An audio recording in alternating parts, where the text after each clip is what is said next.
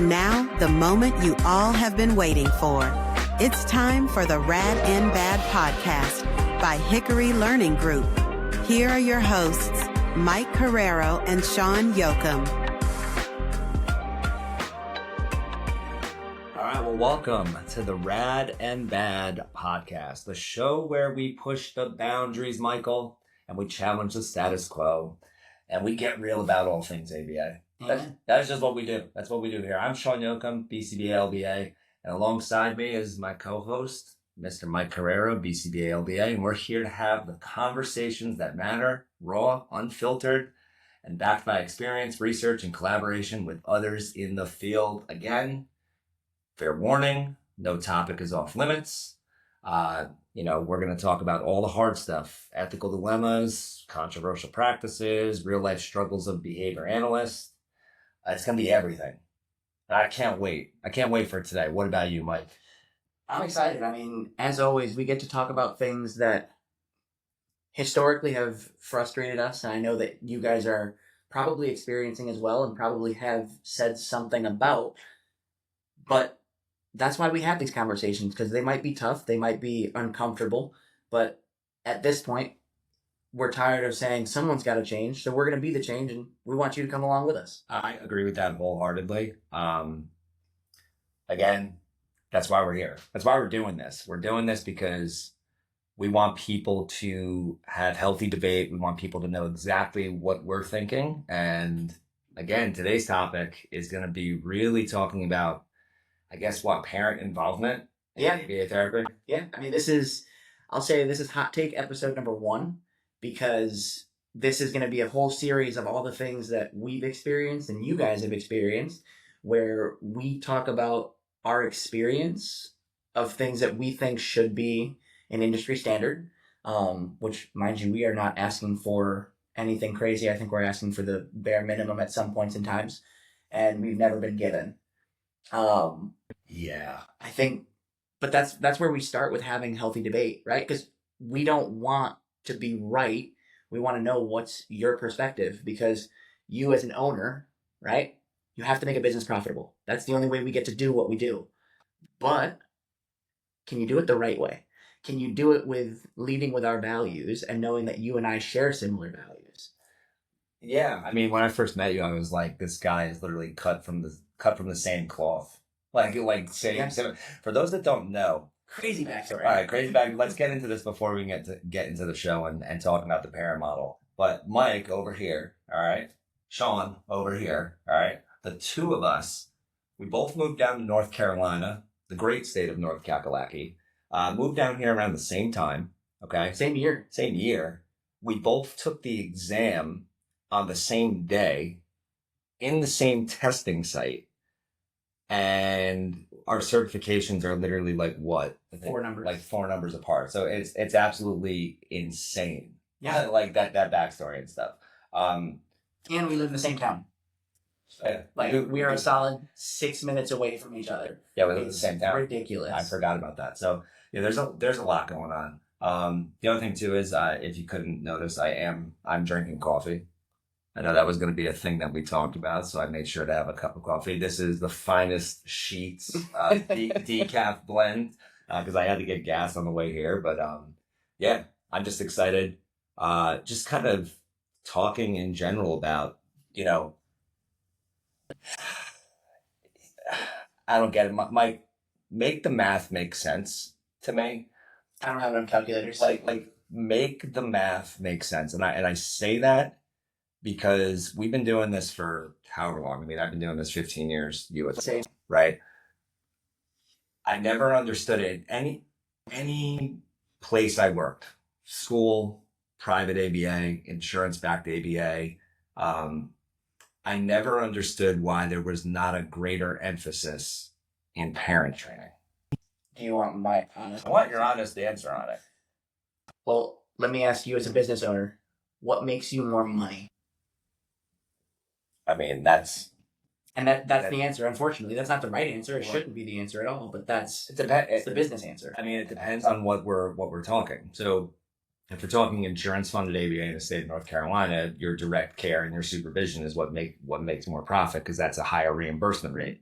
But research out there. I mean, everything that you look at, and we're going to have in the show notes, we're going to have some research that you can cite, but greater long-term outcomes with ABA therapy when you're actually taking care of families and you're involving the families in the process. Yeah, absolutely. I think so. I'm going to advocate for the pros on this one for a brief moment. And what I'll say is for some individuals, so who are not able to attend a lot more intense parent trainings, that's understandable, right? That's a barrier to treatment. That's not something that is excusatory or something that we can not get past, right? We identify a barrier and we come up with a plan to get past it, but that's a barrier. And again, for a lot of individuals, ABA is a modified form of childcare, right? Which isn't a bad thing unless you're using it solely as childcare, but we'll get onto that in a different one. Yeah. But I think that's a big barrier, and it's important to talk about why that doesn't fit everyone's cup of tea. But I think it's a lot of work, and honestly, talk about your experience. Did anyone teach you how to do parent training? You want my honest answer? Yes. And sweet. All right, let's talk about it, because mine is definitely in okay. The reason of yes is the first model that I was ever exposed to, was Garden Academy up in New Jersey. Mm-hmm.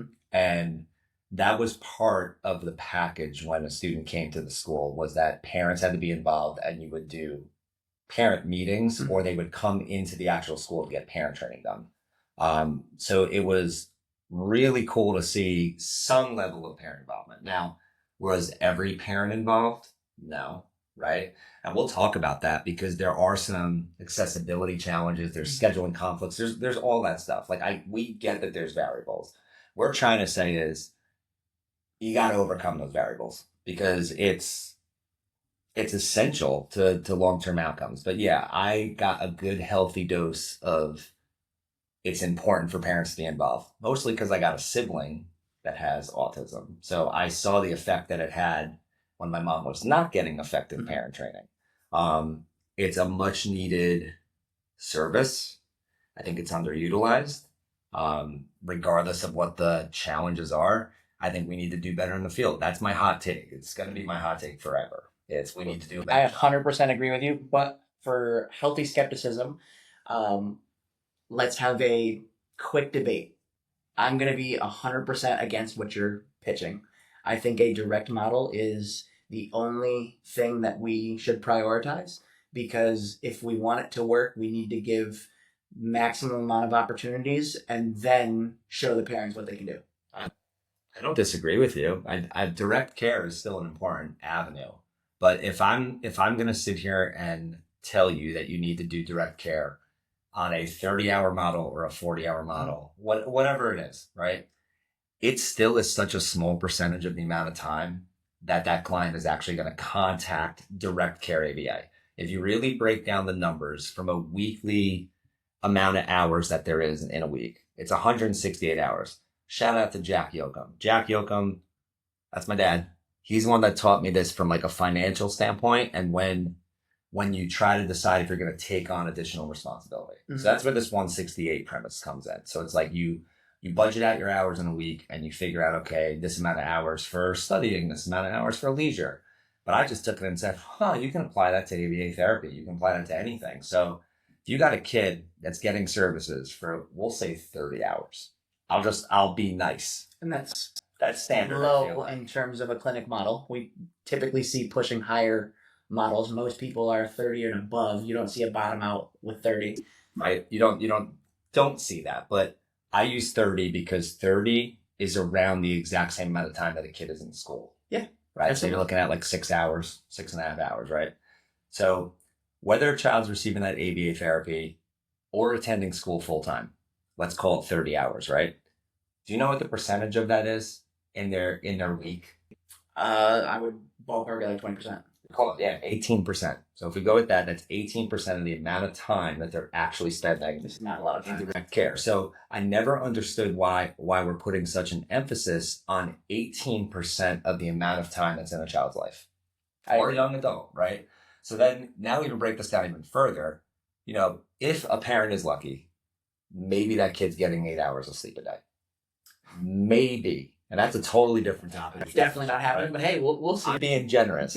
Maybe 8 hours. But here's the thing. If they're not sleeping for those 8 hours, guess who's spending that time with them at night? It's a parent or a caregiver, right? So I'm being nice and saying 8 hours. So 56 hours, right? If you couldn't tell, I'm pretty good at math, right? So now we're getting into about, what is that, 33%? Mm-hmm. Okay, so now we're at 33%. So you had 18% for school. You got about 33% of the week spent sleeping. That remaining time is with caregivers, it's with parents, it's with family. That's 49% of the week. So explain to me, and I'll have this debate with whoever wants to debate me. Explain to me, I get it, there's barriers, but explain to me why we're not emphasizing and I'm talking forcing the issue on demanding parent involvement. Yeah. So field. Demand's a strong word. I understand what you mean, and Encouraging. I won't even disagree with you, because I thoroughly appreciate the aspect of that concept of demanding, because again, words have different values based off of our experiences. But we all seen the contracts, right? When you come on in your ABA organizational agreement, it says, I insert parent name will do at least 1 hour of parent training a month. Every single time. 1 hour. And every single month, do you know what that parent training typically looks like? And I'll tell you my experience. Data review, if that. So we'll do a little bit of a data review. It is a word vomit trauma dump, where we try and catch up on all of the things that have changed in a month, because that's unrealistic. And then we go right back into the swing of things and act as if we are making a difference, or we're really checking the box. And that's just not good enough. Now, I'll fast forward to another experience that I had.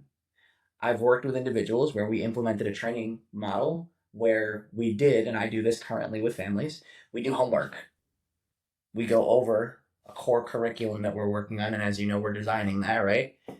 With that core curriculum... Shh, don't tell everybody yet. With that standardized topic of information, we get to give quality information and then work with the individual. And I can tell you, I've seen tremendous progress with people. He's got a point. Because we give them foundational information. Because, again, we expect them to succeed in an environment without the training, without the skills, and without the resources. What's funny about that is, like, imagine if you did that with the kids that you're doing direct care with. If, like, you didn't teach them. Yeah. And you're expecting... We're going to the community, go. And you're just expecting them to do whatever that behavior is. So it's like... Plot twist. How applicable is that in our field? How many times... And I'll use toys. Toys is a wonderful experience, right? You get a brand new toy out the box, and you're like, why are they not playing with it? Did you show them how? You gotta teach it. You gotta teach the skill. We take that for granted so often, especially in families where we've had multiple kids, because we've gone through this almost like remote and rote learning of, I've just got this, right? And I do these same things over and over and over again. Yeah. So when something new happens and I don't have the support, preparedness, and skill set, and it's not their fault, no one's shown them. Yeah, that's a great point. The only way I would see that you're not showing like a kid how to play with a toy is if you're doing like some sort of generalization probe, and you're like, here's a brand new toy. Let's see if they've learned like some skills, like how to ask for help or how to ask for information. Like, how do you play with this? So like, you might not show them for that purpose, but if you're initially teaching a skill, like, and you just bring a toy, like, here you go. Or even better, like you're teaching cooking, and it's like, here you go. Here's all the stuff to make pancakes. Go figure it out. I feel like that was my experience on how to learn how to make pancakes. It was just like, here's all the ingredients, figure it out. We're going to make it work. But yeah, no, and my wife will attest to this. My cooking is terrible. And that's probably... Hey, I saw you boil some carrots. I did. You did. I did. My house. They were good. They looked okay. Bruce had a good time. All right, so listen, the key... We're getting off topic, but the key to a nice carrot... All right, the key... Okay. All right, here we go. The key to a nice carrot is you got to put a glaze on it. You can't just serve them like just with salt and pepper or whatever. You get little honey, little maple syrup, brings out everything in a good boiled carrot. Okay. Notice. Oh my God. Yeah. So back to the whole breakdown and why I'm so hot and bothered by this. It could be trauma, like seeing my family go through early, back in the early 90s, not having good quality services with my brother and just seeing what's going on in his life and their life and how they're struggling. And like, I can only do so much from here, other than just offering that support. But just looking at when you actually break down that amount of time, they're with the kid half the time. And then here's the best part. When they're titrating down the hours, it's even more time that you're with that kid. Hot take, do they titrate down hours? I don't even want to talk. That's another thing we can talk about just from having conversations about titration and graduation and when you're titrating down hours, we're not utilizing, reduced ratios. And we're just like, okay, yep, they work. Yep, using the grid code correctly. It's like, yep, we did direct care. Okay, cool. Awesome. Yep, they got the 15 hours. You know what? They're going to school now. They're going to school now. That's it. And just from talking with school providers and getting that anecdotal data, like the reason schools in North Carolina, for the most part, don't want to pull kids out of school to go to ABA therapy is because they don't see the progress from ABA therapy. That's been every single conversation I've had with schools, and or they think that we're going to immediately pull their kids from the school placement. Which is nuts. So, and even think about it, when they go to school, you're not setting them up for success because you still have a 1-to-1 aid that's there. So unless you're actually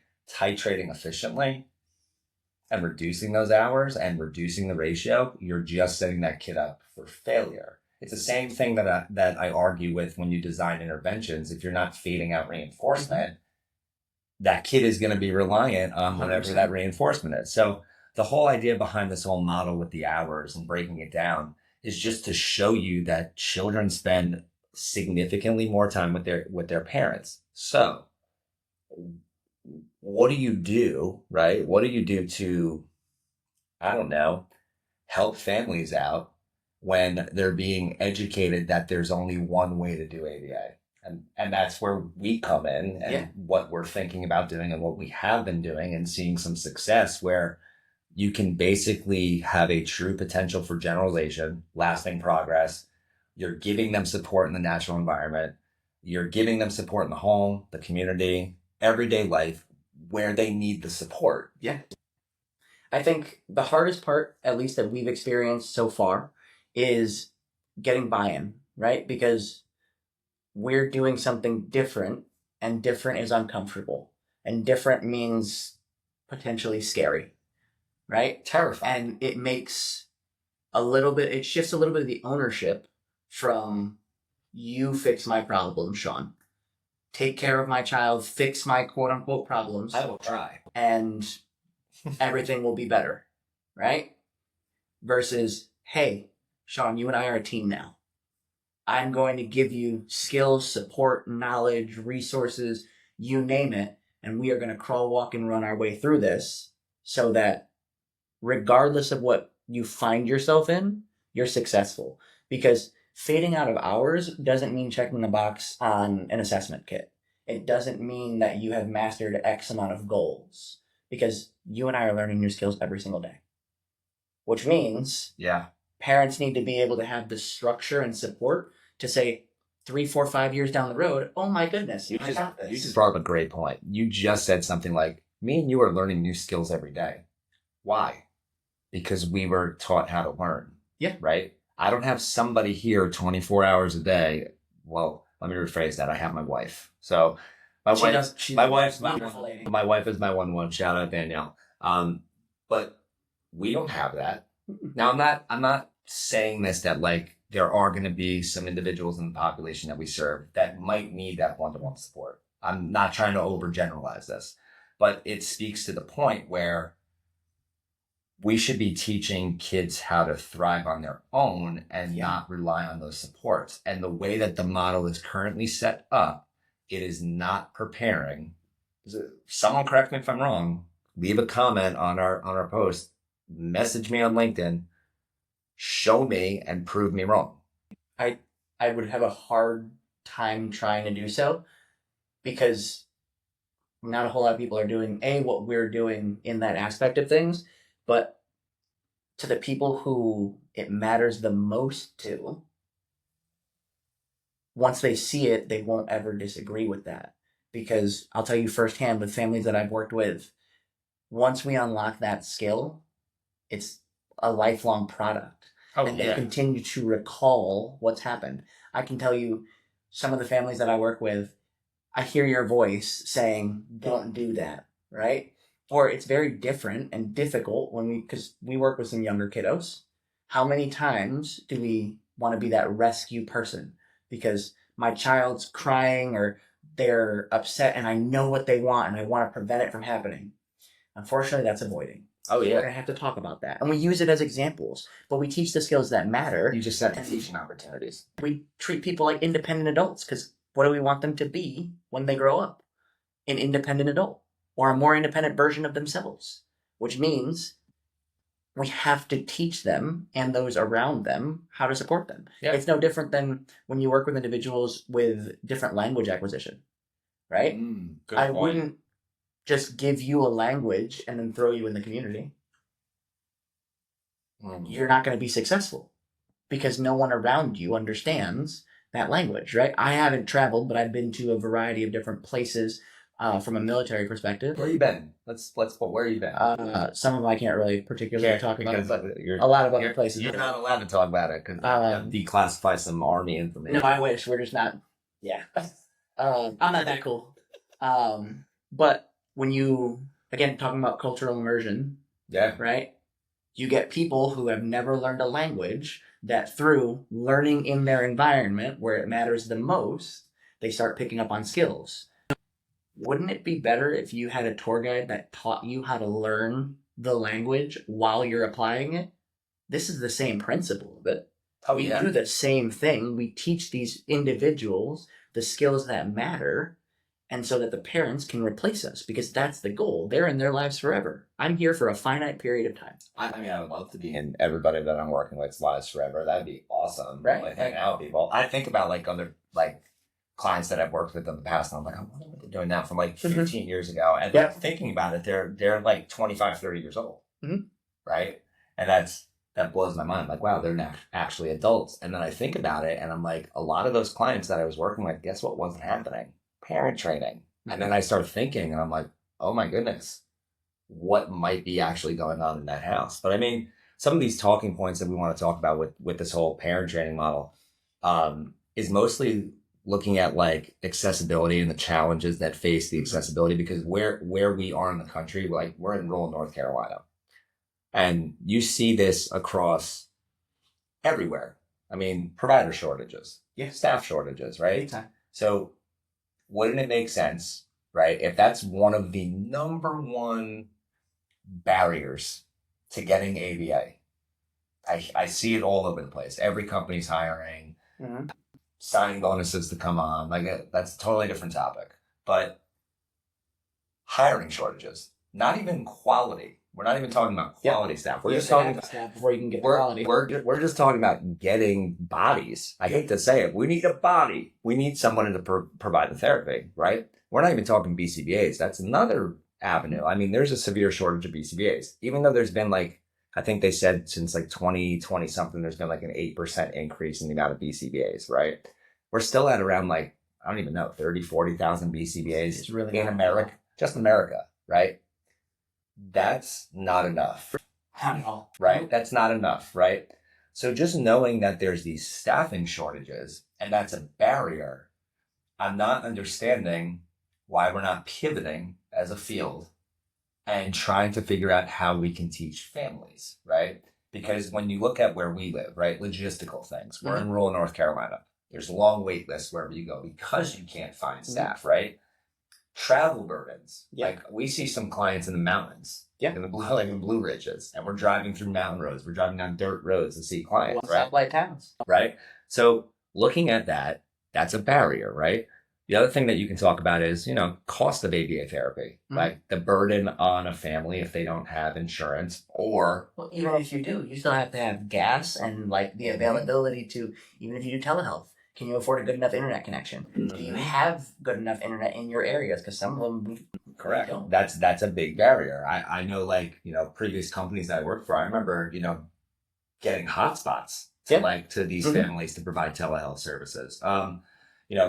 not even talking about telehealth, but we can factor it in, but like there's potential there for telehealth, right? But you can't fully replace in-person services due to some limitations with like behavior, right? Due to some skills and skill sets that you got to teach. Like telehealth's a great tool. We'll have a whole other topic on telehealth. But telehealth is an option for helping families and doing parent training and teaching core concepts because you just treat it like it's almost like a college class. Yeah. And you're just like, here you are, right? Those are some of the challenges I've noticed. Do you know any other challenges that you can think of? So I think one of the big challenges that we touched briefly on is knowing what quality care looks like from a long-term perspective, right? We see such a short-term goal for individuals, especially from a family perspective of, I just want this to stop, or I just want them to learn this, right? But when I explain these kind of concepts to my families, I start off with, hey, we're going to talk about foundational principles. And this is how it applies 5, 7, 10 years down the road. Because if we're programming for true generalization, it means programming for the least restrictive environment that is quote unquote normal and has no level that's outside of the norm of reinforcement, right? That social validity scale is very high because the individual is doing whatever it is within the context of the environment. All the skills that we learn from 2, 3, 4 years old are all applicable by the time we're adults. Yeah. And if we can teach the caregivers to understand what that looks like, they start recognizing it. And they start recognizing it over and over again and go, hey, I saw this on Monday and I tried this. Because if we make a wonderful sandwich of layering everything together, by the time you stack it together, your first bite's amazing. Because everything that you have done has worked so hard to give them the skills of doing it. And when it's finally time to shine, that level of fulfillment is something that we can't ever provide anywhere else. Yeah, and that makes total sense because if you're teaching concepts, not teaching I need my son or daughter to be toilet trained, or I need my son or daughter to be able to have a meal with us, or I need my son or daughter to be able to go out into the community, or I need my son or daughter to be able to go to bed at night, right? If you teach the concepts, that then is generalized across everything, right? So you're actually being more efficient with your time, right? And I think that's a great point into where our approach is a little different. Is like we're teaching those concepts. It's not so much like, okay, what do you want to work on? What are those goals that you want to work on? It's like, no, we're going to teach you the concepts because it's applied, like you just said, to everything else, right? That's kind of like, I get into arguments with some people when they're like, mostly I see this with newer BCBAs. It's like, I need a behavior plan for aggression. Like, I need a behavior plan for self-injurious behavior. I'm like, no, you need a behavior plan for a function. Like, you don't need a behavior plan for a topography. It's the same thing with parent training and teaching these skills. It's like, I need you to help me with this. It's like, no, I need to teach you the concept of reinforcement. I need to teach you the concept of shaping. Yeah, absolutely. Well, the other thing too, and you hit the nail on the head, is where does it stop? If I do goal after goal after goal after goal, okay, I stopped this. I taught them this. What's next? The expectation is continue to give me all of the answers and just do the test for me. I was about to say, you're doing the test part. You're basically fishing for the person instead of teaching the person how to fish. 100%. And then again, which one's easier? Would you rather learn one thing that you can use for 100 things, or learn 100 different things once? Yeah, it makes that, because they have to take care of, all right, I have to remember, again, we talk about time as a finite thing, and parents are busy. They got work, they got life, they got a relationship, they might have other kids, they got stress, they got all of the other things. All right, cool, I did all of those. Now I have to worry about the bathroom routine, and then I have to worry about toileting for hygiene in the shower, and now I have to do the teeth brushing routine, and meals, and bedtime, and this behavior, and how many more you got? The list goes on. But how many times have we gone through this circular motion with parents of where are you? And they have a dictionary of TAs because we've only taught skills, not concepts. It makes total sense. I remember working with a family and she pulled out like about, it was like a binder. I don't mean to laugh, but it was like a binder of like 100 different like schedules. And I'm not saying schedules aren't bad, but like, I mean, that many is, it's a little competing. Well, yeah, but I don't know too many other families that would walk around with 100 different schedules. Nope. Or even I've even gotten to arguments with families about I'm not going to bring an iPad around for my son or daughter to communicate. Mm-hmm. That's Right? totally different conversation. Totally different conversation, and we'll get on that. But it's understanding that that's also a barrier for some families, right? Yeah. Or like things like motor stereotypy that, again, if it's not socially significant, I'm not going to do anything about it. Yeah. I might help you in terms of shaping it or something like that, but listen, that's who they are. Yeah. That's And just that. And just like talking about, like, we're going to talk about like research supporting parent-led baby models and stuff. But like, I mean, you got Garreau et al. 2023. They found that 50% of children showed significant improvements in adaptive behavior, socialization, behavior challenges when parents implemented ABA techniques. And that was done via telehealth. That was also a telehealth study, which I think is really important. Sneed et al. 2022 was demonstrating that caregiver-led ABA training reduced parental stress and improved their self-efficiency, which directly impacts treatment outcomes. So again, we'll have all these research-based articles in the show notes. But I wanted to talk to you specifically because you have a little bit more experience with me with this, but we're going to kind of dive into like what our parent training model looks like. Cause I've had a lot of people on LinkedIn ask like, what are you doing that's so different? And it's really not anything different. It's just putting an emphasis on it. Right. Mm-hmm. But we were talking about cultural adaptations for parent training. And I think it's huge to be able to offer those services in a variety of different language. I figured you'd be the perfect person to talk about this too. Sure, yeah. So ABA, as you know, is a difficult language in and of itself. When you translate it across a variety of different languages, a lot of things get lost, confused, or don't inherently make a whole lot of sense. But again, when we talk about our dimensions, right, and being able to explain things in a manner that's easily understood, because not to downplay anyone's understanding or education, but it's just an easier way to understand things, right? Talk to me like a normal person, like you just met me at the grocery store, and we'll have a great conversation. Now, when it comes to doing it across languages, there's a little bit of a potential barrier. And it's not so much the language itself, but it's how to show that skill. Because for me, as a bilingual provider and speaking Spanish, it's difficult for me to be able to explain it in Spanish, do it in English with Johnny, and teach that mentality to both people, right? Because I have to get parent involvement and learner involvement and staff involvement. And we have to do all of those things. And it just takes a lot more work to get it done. But it's a wonderful outcome as a result of seeing those things happen, right? Seeing your individual communicate for the first time as a result of access, right? Because language is a barrier. We'll figure it out, right? Seeing that happen for the first time is a life-changing experience, especially when it's happened for so long. Oh, yeah, and you get the buy-in. 100%. And so I think you hit the nail on the head right there of the reason it works and the reason we get questions and people get confused by what we do is they're comparing our experience and model to their experience, right? Yeah.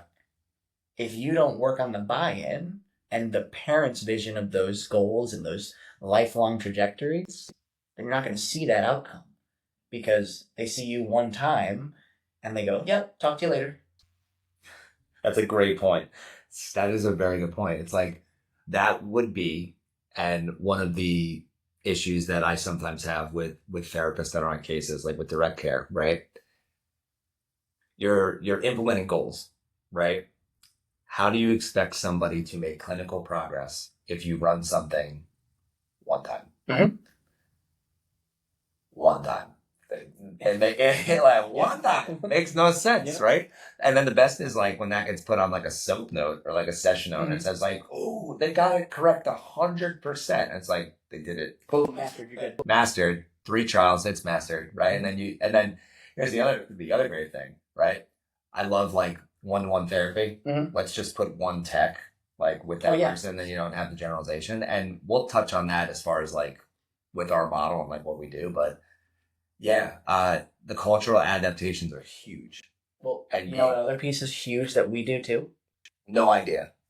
we empower the RBTs. Oh, yeah. Right? So our RBTs are extensions of us. We trust them and train them. Few and far between, and we'll get on that. It's few because we heavily rely on this parent training model. Yep. So, and when you have someone who's able to continue to show them when needed, that's where you see that outcome, because they have continued feedback and continued opportunities to be embedded. The other thing is we support our parents through empowering them with data collection. yep.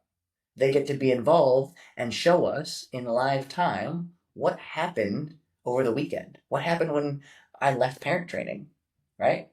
How'd that homework go?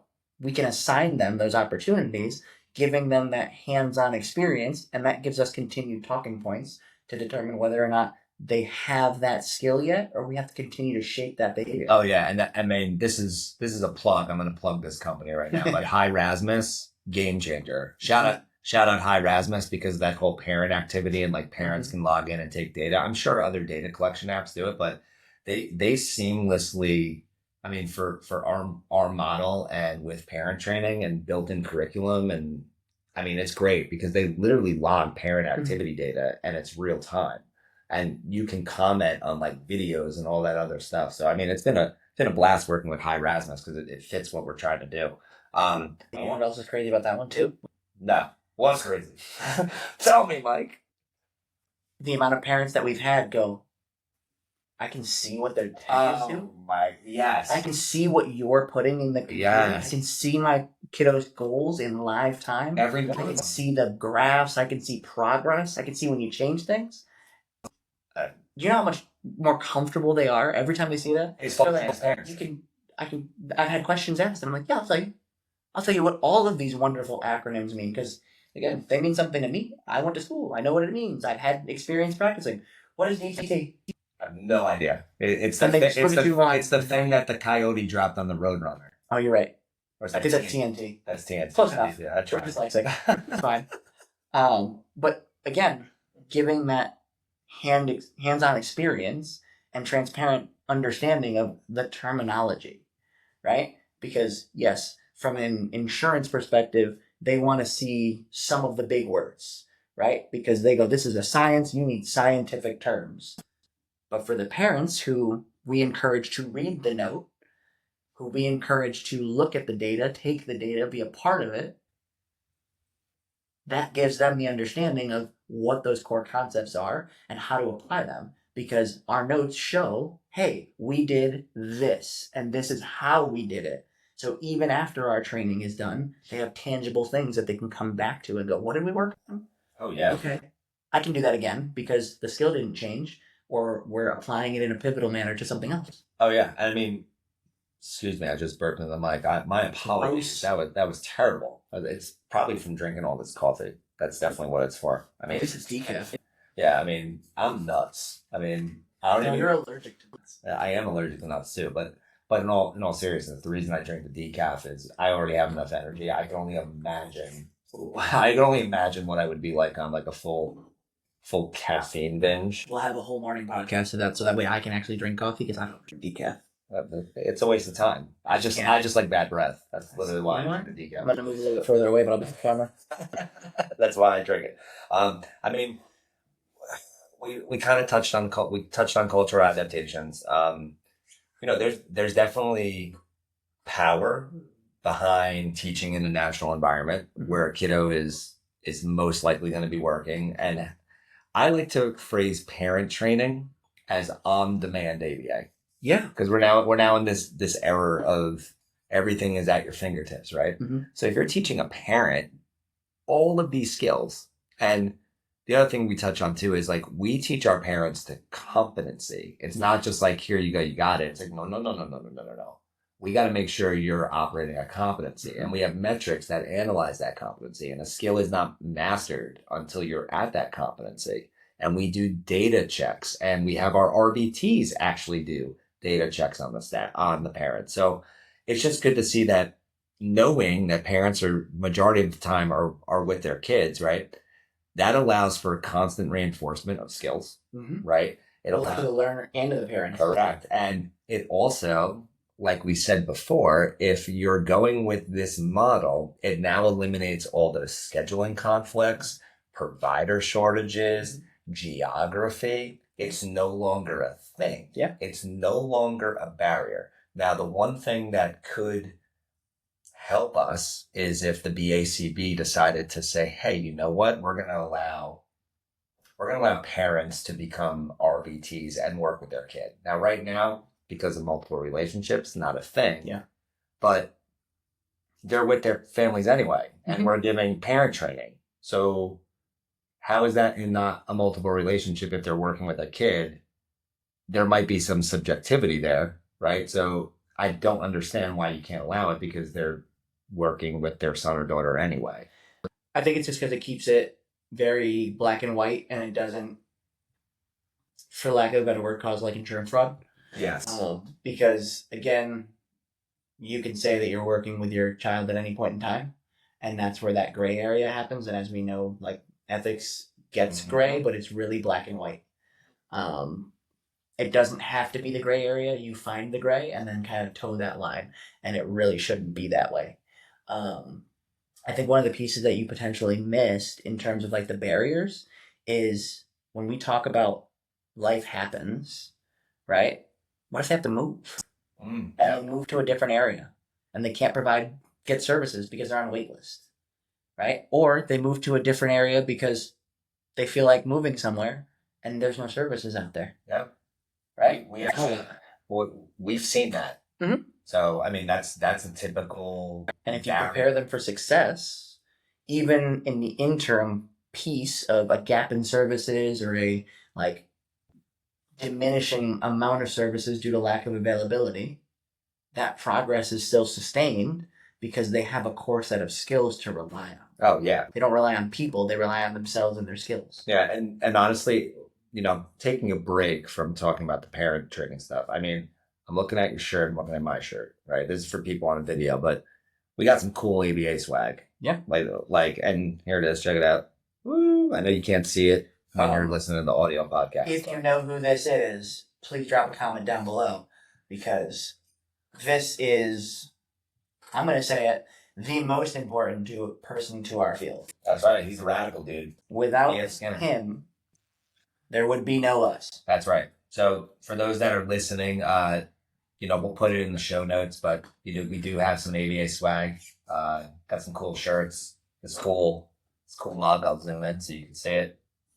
Right. Stickers, all that cool stuff. It's just something we're doing to kind of give back to the field. We just said, you know what, we're just going to design some merch and throw it out there. But also, if you're interested in some CEUs, this might be for a CEU. Who knows? We're still developing that. But for right now, this knowledge is free for everybody. And we just want people to know what we're experiencing and what our opinions are on all of these cool topics. So now that we're there, Mike, let's talk about, because we got to play devil's advocate. Yeah, you beat me to it.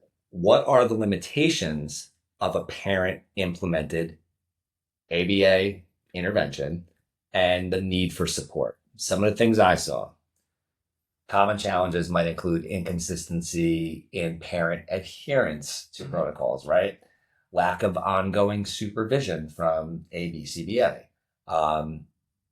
Talking about insurance reimbursement difficulties. So companies not wanting to put all of that emphasis in parent training because the reimbursement rate, it's not quote unquote profitable, right? Mm-hmm. Those were some of the things I saw. Wanted to get your take. So finances aside, I agree with all of yours. I won't touch finances because you know where I stand on that one.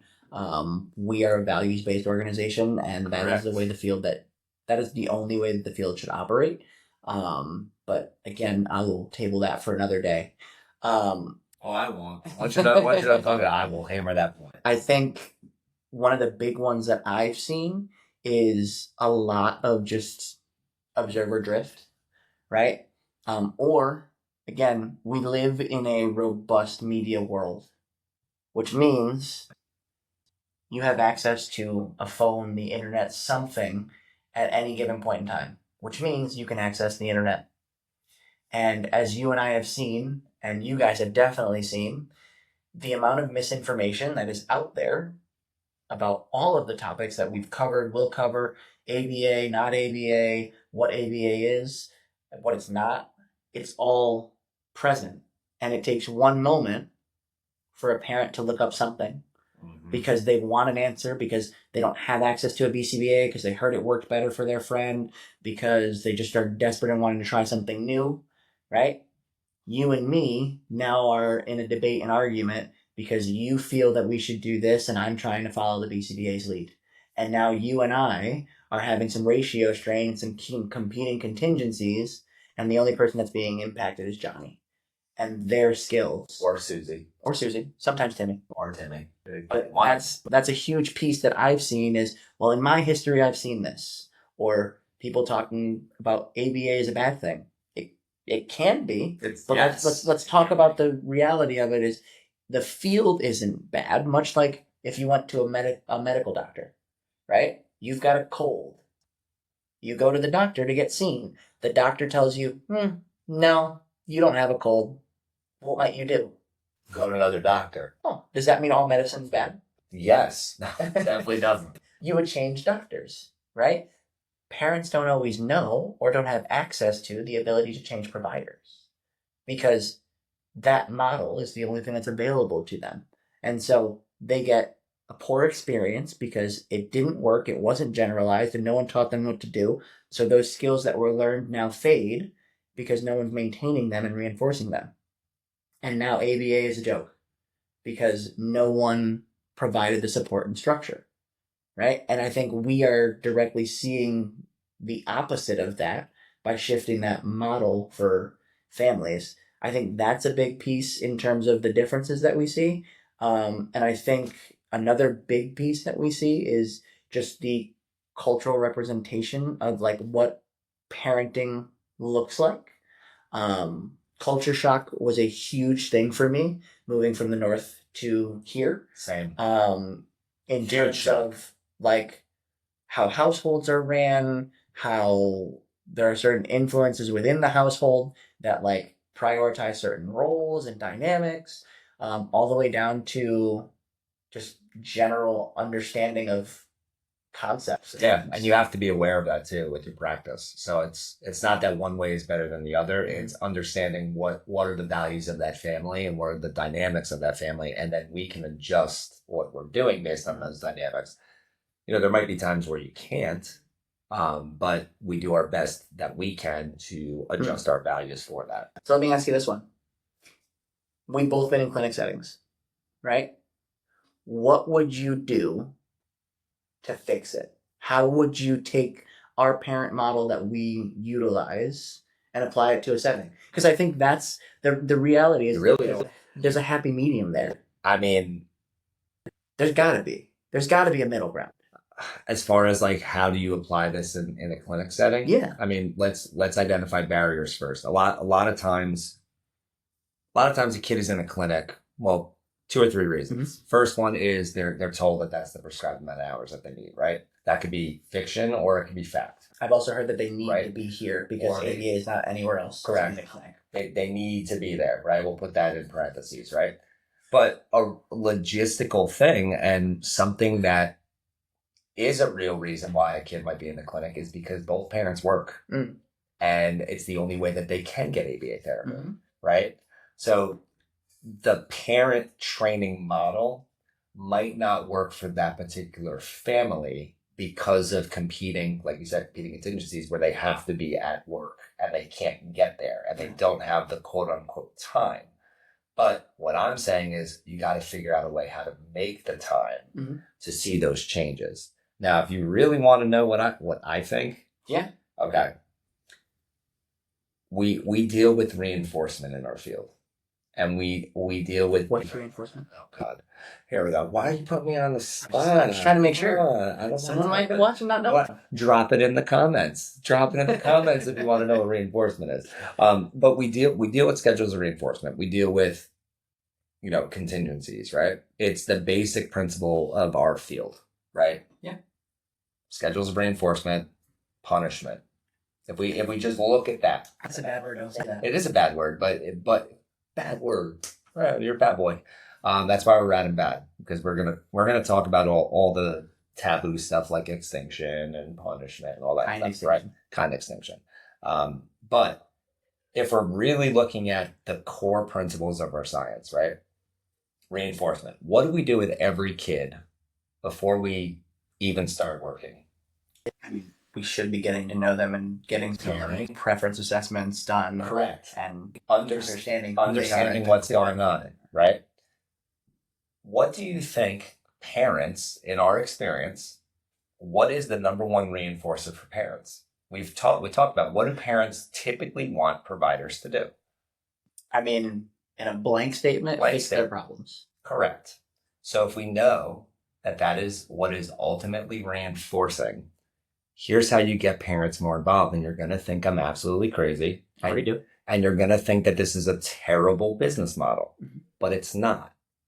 All right. And you might think that it's cruel, but it's a hard reality. Make your wait list contingent on parent involvement. I agree. I mean, I think that's... It's How do I explain this? It's no different than what other places do for their KPIs, right? If you don't attend session, you're terminated. At the drop of a hat, you fell under, I think it's like, 80% of attendance, and then you go on a probationary period, and then if you fall over again, regardless of what happened, because there's a financial component to it that they're based off of. Yeah. And if you don't continue to attend, even if there's confounding situation, they're like, unfortunately, we can't service you anymore. Yeah. I think the reality is what we're doing is more values-based and centered, because of the fact that if you are on board with what we're looking to do and the skills that we're looking to empower you with, the wait list is almost a revolving door, but a good one. Think of it as like the thing you have to walk through at the amusement park. Like a turnstile? Yeah, they're one of those. Because you want the fun, right? And through this gate, it's fun. But how long can you stay in an amusement park for? Not that long. Right? I You gotta leave sometime. I learned very quickly at Carowinds that my Get some vertigo. Not even vertigo. Like, it was straight up like I wanted to vomit. Like, we went on four roller coasters back to back to back to back to back to back, however many it was. But it was, after that, I was done, tapped out. My son's a thrill junkie, so that's what we do. But that's the point I was trying to make. Clinic model, right? We just hit you with all of this stuff, that long-term outcomes, generalization of skills. When parents are involved, that's when you see the long-term outcomes. It's, one of our 7 dimensions is social validity, generalization of skills, right? Yeah. If we're not doing that, we're not adhering to our science, right? We're technically not practicing ABA if we're leaving out one of those 7 dimensions, right? So if we have all this data and this research that is showing, right, that there's long-term sustainability, generalization of skills with parent involvement, right? And parents are wanting the help, right? But they're not helping themselves. This is my hot take. Why should we be helping them? It's crazy for me to say that, being in the field, because I want to help everybody. But if you have a wait list and there is a provider shortage and you can't find staff, why are we not basing the services that we want to provide based on the metric, we'll put it the KPI, that is going to determine that this client has a better chance at success because the parents are going to be involved? And we've utilized that. We've basically said, like, hey, we're going to scale our parent training and our availability based on how you're doing with competence, based on your involvement, based on this. And guess what? When you're upfront with families about that, this is my hot take, they get involved. Yeah.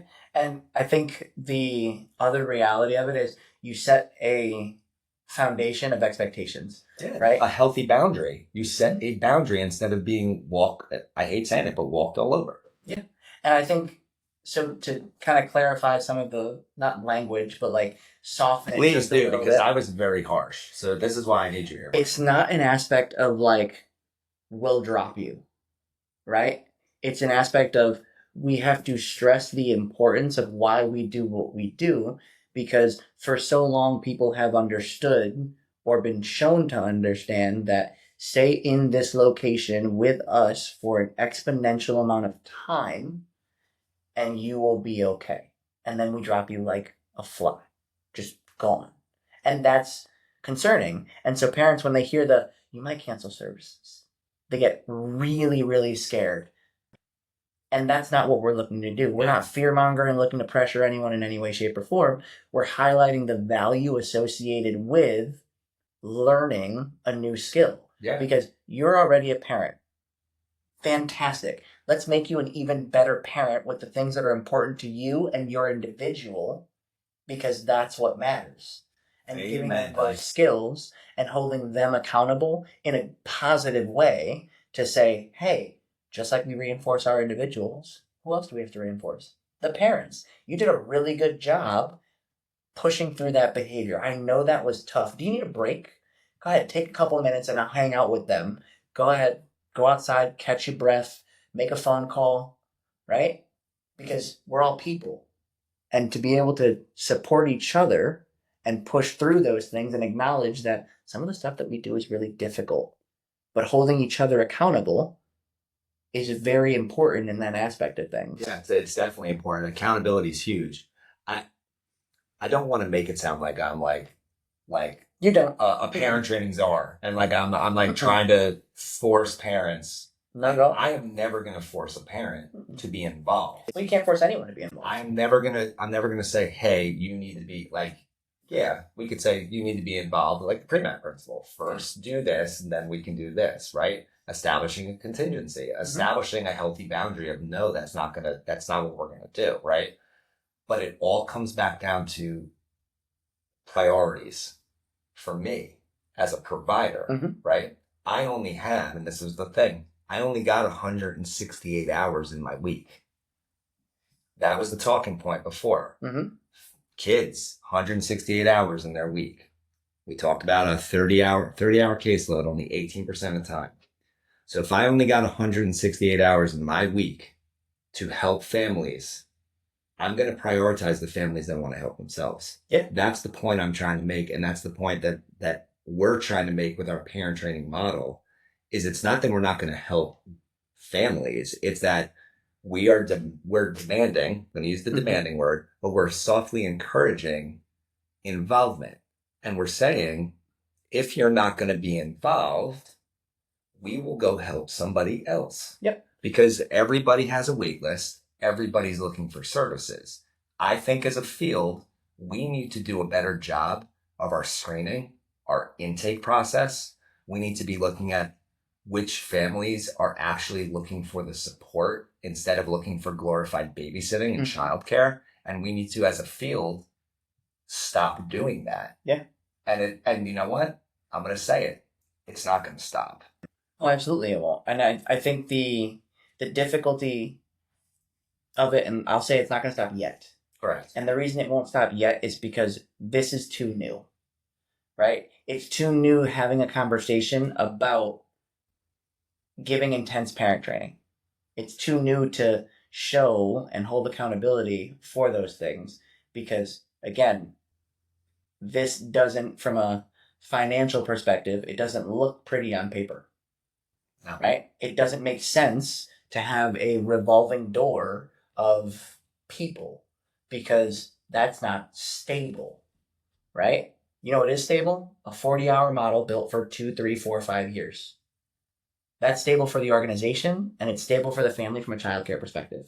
It's not stable for learning skills. And it's also stable for the RBT that's going to be employed on a 40-hour contract, right? But when you actually think about it, we should be trying to empower those families, right? 100%. And we should be putting our attention to those families that really, really want to buy in. And we have this powerful tool of behavior analysis. And if we stick to our core principles of reinforcement, and I hate to say it, punishment, those are powerful tools. That is how you see behavior change. If you want to see behavior change with the families you serve, you need to identify what is a reinforcer that's going to change behavior. Yeah. And when we know all these variables that are out there in regards to, provider shortages, staff shortages, burnout, geography issues, right? Scaling of companies, right? We could talk about scaling of companies on a whole different podcast, but the current model, if you don't find providers, which every company is having this issue with finding staff. There's a few companies that maybe find staff and they've got low turnover, but in general, there's ads all over Indeed, LinkedIn, looking for BCBAs, who's giving a $5,000 bonus, $10,000 bonus, who's paying for my new car, like whatever it is. I've seen some of the craziest incentives in like just marketing to try to get people on. Yeah. Like it's ridiculous. That's great. You're going to do whatever you can to bring on people, right? But guess what? It doesn't solve. It doesn't solve that there's still a shortage of providers. Yep. That doesn't solve the issue that there's no BCBAs, BCABAs to be able to handle the caseload and the demographic. Again, we're speaking private insurance model, dealing with autism therapy, like providing ABA for autism therapy. Again, we'll talk on ABA for other avenues, but this whole podcast with the parent training model is based off of insurance funded model, right? But how can we realistically say that we can scale businesses? And again, there's going to be people out there that are going to comment on this and say, yeah, you can scale, you can do that. But if the rate of autism is still going up and is increasing because of increased awareness, increase in screening, diagnostics are getting better, but the staffing numbers and the amount of people that you get into the field is not increasing, how can you tell me you can scale? You're never going to catch up. You're never going to. How can you tell me you're going to scale your model to areas like rural North Carolina? Like how are you going to do that without doing some sort of pivot in your strategy, right? That's why we're talking about empowering parents. It's a viable research-backed practice. 100%. It's a way that you can scale, right? And it makes a meaningful difference. Yeah. That outcome is, in my opinion, far more beneficial and lasting because those skills are now across multiple people. Yeah. Not just one. Right? Here's my other hot take, right? You work for an ABA organization, right? A lot of them, you have a billable requirement. Okay. Tell me you want to take on more cases, but stop billing the 5.5 and ask for more 5.6 and just bill 5.6. Like, do that. I'm saying, do it. See what the owner of your organization says. Well, you can try. There's one problem with that. What? The authorizations. That's true. The authorizations request maybe 2 hours a month. Not us. You'll chew through that in what? That's 12 hours. Yeah. You got less than. As I'm saying. Less than 3 weeks. Ask for more parent training. 100%. Bill your parent training hours. And I got it. Yeah. When I was in the clinic, I asked for significantly more, and I got it. I was shocked. But that's because, again, at the point in time, that's all I knew. I still did more parent training. But, again, it's different. And that makes it uncomfortable and hard to do. Or they just go, we don't do that here. We do this. And this is the expectation. Yeah. There's got to be a call to shift for it. Now, again, I'm not saying that the direct care model should be completely abandoned. I'm not saying that because there are going to be a certain percentage of the population that you need to provide direct care for. And if that is your niche and you're really good at providing the direct care as an organization, that needs to still happen. What I'm saying is that we need to be better as a field in making sure we're taking care of families and we're providing them with the tools. So when, guess what, you decide to graduate a client because they hit your minimum requirement in a clinic, they're set up for success, right? If you switch to parent-led models, it's just only going to make it more accessible. It's going to make it more accessible. It's more affordable. It's effective. You're still going to have to provide that training. You're still going to have to make sure that parents are at the same competency as you would expect your BTs. Like you can't just train a parent. I would say higher, honestly. I would agree for it. I'm all for that. I think more hours. Yeah, right. I think you have to, supervise more. You got to maintain high treatment fidelity. You got to look at making sure you got family buy-in, right? Because if you don't have buy-in, that's not going to happen. And the beautiful thing with that buy-in is all those markers start to go way, way up because they see the progress, they see the change. It's in live time. So that cycle of reinforcement continues and parents are like, okay, yep, I got it. Tell me more. I'll do more. I always say, and you hear me say this all the time, like it's a terrible business model. I'll put it in quotes. It's a terrible business model to just focus on parent training. And that's because like the reimbursement rate is significantly lower than the 5.5 code, right? Or the 5.3 code. But what I'm saying is the ultimate goal should be to help families, right? And if we really truly care about helping families, should we not be trying to get families out of services as quickly as possible? 100%. Goal, I tell all of my parents the moment I meet them, and anyone watching this who knows me knows I have this is like basically a script at this point. My goal is to fire myself as quickly and effectively as possible. And the parents go, what do you mean by that? Because they're like, what do you mean you're going to get ready to fade out services? And I go, well, yeah, it's coming. And the reason it's coming is because I'm giving you the skills that you need because that's your quote unquote normal experience, right? You didn't have me before and you had some success. So now you've got me, you, us, whatever you want to call it. You've got someone in your life to take care of you and support you through this journey. Beautiful.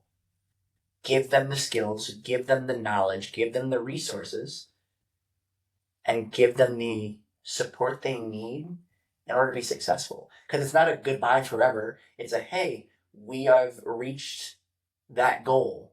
You are ready. But I'm here for you. And I'm literally a call away. Yeah. If it happens and you need more support, okay. It's not at the drop of a hat we just kick you to the curbs. Because that's wrong. Oh, yeah. Right? And we've seen that. The reality is it's, hey, from this day moving forward, more and more expectation and support is placed on you. Yeah. And you get to guide the ship and say, you know what? This is too much. I need to pause for a second. Okay, cool. What can I do to make you more ready? And we have this wonderful just ebb and flow of honest conversation. Because when we're having that conversation with parents, they don't look for something to see through, right? They're not sitting here going, are you lying to me? What's going on? Are you going to like leave me? And we'll go, no, this is the plan. What are your thoughts? And they jump right on because that's meaningful to them. It's also far, I would say, less invasive because it's uncomfortable having me in your home. You can say, oh, I love having you here. It's great. We see so much progress, all this. I hear you. But at the end of the week, when we've been here multiple times because we're really supporting, you don't want me in your home, and I get that. So let's get me out of there. Yeah. I'm like trying really hard not to like go off. Like, I'm like, okay, it's not that I'm like mad, but you touched on a point, like we're not going to kick a family to the curb and we shouldn't kick a family to the curb. That might be the only thing that I sit here and I say, we're in a database field. There's a numbers thing happening here, right? There's too many families to serve, not enough providers. Should we not be triaging the families that are going to buy in and are actually going to help themselves? Like we said, the ones that want to learn how to fish, not the ones that want the fish brought to them on the table. Yeah. And that is a industry thing that needs to change. Yeah. Otherwise, if that doesn't change, you're going to run into the same thing where you're going to have wait lists. You're going to have burnout because RBTs are showing up to the house and everything is coming undone. Or you're going to have RBTs that are in the clinic and staff and BCBAs that are in the clinic that are seeing all their progress come undone because the family's not doing it in the home, right? So competing contingencies is a wonderful thing. It's literally in our science. So I don't understand and never will understand, why are we not helping the families that want to help themselves? And I think to add to that point, right, it's not as black and white as like, we're never going to help you. Yeah. Right? I'm not saying we're not going to. Hey, we're going to prioritize. Family is here and ready to do this, and we have gotten them moving. They're now successful, and they're ready to discharge. Again, think of it from like psychological perspective of like the sheep mentality, right? We've seen this firsthand at like conferences. When we're in an area and we're talking to people, what happens? People start to gather around. And as more people start to be around that environment, what happens? More people start to flood to that area. The same concept works with parent training. That's not really what I'm looking for. I'm looking for this type of care. Well, you're still on a wait list regardless. Let's be transparent, right? Okay. I see this is working. I see people probably within my own network of areas, because again, in a rural area like this, word of mouth is a thing. Yeah. Right? And so what's going on over there? Why does that It's work? a Why real does that thing. work? And we continue to see that happen. And guess what? You know what? I think I'm ready now. Can you show me what that looks like? Because no services stinks. No services, but you can control the outcome if you change.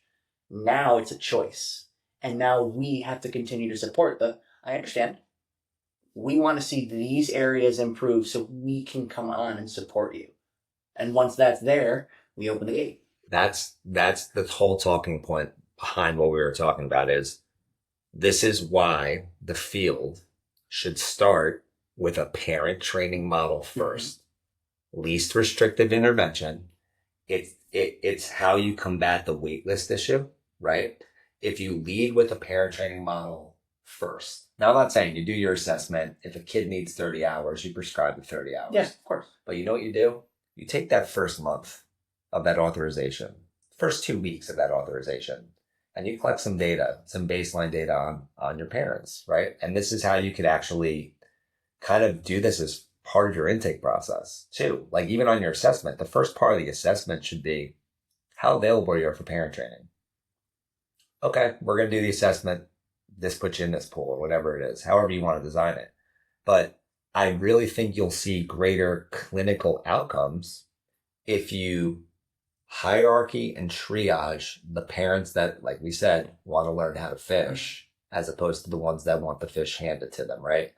The ones that want it prepared for them. Now, I'm not saying like you said before, I'm not sitting here and saying we shouldn't help everybody. Right. What I'm saying is triage it and go with the families that are going to actually want the help and want to put the work in because you're going to see change. Whether it's small or large, you're going to see better progress. You're going to see all of this stuff change. So if you lead with the parent training model, what that does is it weans out families on your wait list that maybe don't really want ABA. Yeah. And maybe are just looking for someone to watch their child. Yeah, and I think another piece of that is, again, it's coming. It's the educational aspect of it. Yeah. Right? We don't know, parents don't know that this is an option. And because for them, it's only been, the only services are available in clinics. That's it. If I don't go to a clinic, I can't get ABA. And we know that to be entirely false. Right? I think it has to do with a lot more education and having those conversations of why we do what we do, to explain it, the rationale behind it, and the way forward, because that's how we get that buy-in, right? Because once we give them the foundation, then they just have to execute it with support, because they get access to the support as a result of being present. And I think it just takes having these types of conversations and having these conversations with parents and saying, hey, this is what we can do. But it's really, this is what we can do for you so you can do it for your individual and family. Yeah. I mean, Mike, you basically, that's the whole reason we're doing this podcast. Yeah. It's basically, these are difficult conversations. I've probably said some crap today that people are like, I can't believe he just said that. Likewise. Right? And you probably said some stuff where people are like, I can't believe he just said that. Mm-hmm. But again, these are things that I think need to actually be brought up and talked about, whether I'm right or wrong. You can agree with me, disagree with me, whatever it is. It's still putting it out there because something needs to change. I mean, numbers are the numbers. Like I say all the time, the math does not make sense to me. The math ain't math. The math is Favorite quote. the math ain't mathin', right? It's just not. It doesn't make sense to not lead with that unless you're going to show me as an industry provider that the KPIs and the financial stability of your organization will crumble because if you shift your gear over to there, you're not going to make profit. Whatever you want to talk about. We can talk about that. I don't care about what I'm saying is I don't care about that because my job as a provider is to get you out of ABA services quickly so I can go to the next family. Mm-hmm. So even if it's not generating a profit, it's generating a profit in my values because I am helping this family, right? So I don't know, Mike, I think we touched on a lot today. I mean, I think we touched on why parent-led ABA is essential. I mean, we talked about skills generalize more quickly, fosters independence, reinforcement happens in real time, the math behind it. Yep. I mean, we're basically, we're trying to empower families, with this training because again, we want to maximize that in the model, those 82 hours that they're spending with that individual. So you got any additional thoughts, Mike? Not from us perspective, but like I want to hear from these guys about what has your experience been in terms of providing a parent training model. Did someone teach you how to train families? If you're a parent, does this sound crazy to you? Is this something that you would look for, and why? Because we're not here to tell you what's right from wrong. We're here to give you a different perspective on something because there's so many different ways to do something. All we want to do is improve on what we're doing because the goal for everything we do should be to improve and get better at everything we do, from service delivery to research to quality, compassionate care and everything in between. The goal should be to be better so that those who come behind us and after us can do even better down the road. Thank you. I'll accept is it an Oscar or a Grammy? Whatever you want it to be. I mean, it could be both because I mean we got video and then we also got audio. Outstanding. So I mean that could win like best like soundtrack. I don't know. That was fantastic. It's beautiful. But no, Mike, I agree with you. I mean the whole idea behind what we're doing, we want to have healthy debate. We want to know what you're thinking out there, audience, parent, caregiver, service provider, company owner, like RBTs, students, like don't care who you are. I mean, the whole point of the freedom of speech in this country is so that way you can have healthy debate. I don't want to get into arguments with people. I just want to speak my mind because this is just how I feel. Well, there's no need for ever having an argument because, again, your opinion is your opinion. Correct. Let's base these things off of fact and experiences and respect the fact that you and I can be different in what we want to do, but our ethics shouldn't be. Correct. Because that's a principle for all of us. Yeah. Right? You can have a different way of running a business. That's totally fine. So can I. We can have different methods of practice. As long as they're research-based, okay. Cool. Same thing with a debate. Your point matters, my point matters. What matters the most is how do we understand each other? And what do we learn from each other from that conversation? Yeah. Because I'm going to learn a lot from some of our guest speakers. Oh, I want to learn a lot from you guys of challenging the things that we've talked about because I want to know that perspective because I've never stepped in those shoes. I wonder what kind of shoes they are. I don't know. I hope they're like, I don't think I bought this. I love that. I love that expression. Like, you've never walked in my shoes. And then what size are they? Well, what size are you? Number one. I start thinking like that. Like, I'm like, what size shoes? They're clown shoes at this point, right? Like, what size shoes are they? Are they boots? Are they sandals? Like, I hope they're a nice pair of Birkenstocks. Like, I would love to wear a pair of Birkenstocks. Where am I going? What's the weather? Yeah, like, like it's such a funny expression, right? I also want to know why that experience or that expression came to be. Yeah. Right? I'm sure we can figure it out. But yeah, I mean, thank you for tuning in. I mean, Mike, do you want to wrap up the show or do you want me to? I got you covered. Okay. So that's a wrap for us at the Rad and Bad podcast for tonight's episode. But it doesn't stop here. So follow us on social media. Keep up with us with our discussion. We're on YouTube. If you're tuning into Apple on podcast or Spotify, don't forget to subscribe, leave a comment. We want to hear from you guys and share this with your fellow behavior nerds. And for those of you who are looking up to level up your practice, stay tuned for some information on our website for CEUs. And if you want to be on the podcast, reach out to us. We'd love to hear from you guys. Until next time, keep questioning, keep collaborating, and stay rad and bad. Bye, everyone. Bye.